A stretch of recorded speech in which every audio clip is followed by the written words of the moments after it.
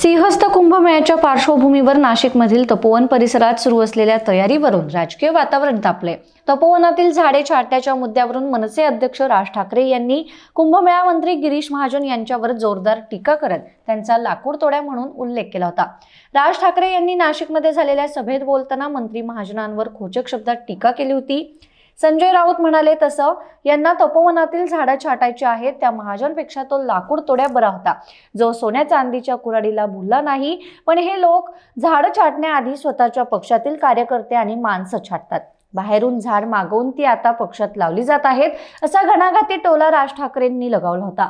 या टीकेला प्रत्युत्तर देताना कुंभमेळा मंत्री गिरीश महाजन यांनी रविवारी गोदा घाटावर आयोजित भाजपाच्या सभेत स्पष्ट शब्दात भूमिका मांडली। सिंहस्थ कुंभमेळ्यानिमित्त तपोवन परिसरात साधू संतांच्या पारंपरिक निवासासाठी आवश्यक तयारी सुरू असून गेल्या 10-12 वर्षात आपोआप उगवलेल्या छोट्या मोठ्या झाडांवरून मुद्दाम वाद निर्माण केला जात असल्याचा आरोप त्यांनी केलाय। पर्यावरण प्रेमींच्या नावाखाली काही डाव्या विचारसरणीचे लोक धार्मिक कार्यक्रमात अडथळे निर्माण करण्याचा प्रयत्न करत असल्याचंही त्यांनी सांगितलंय।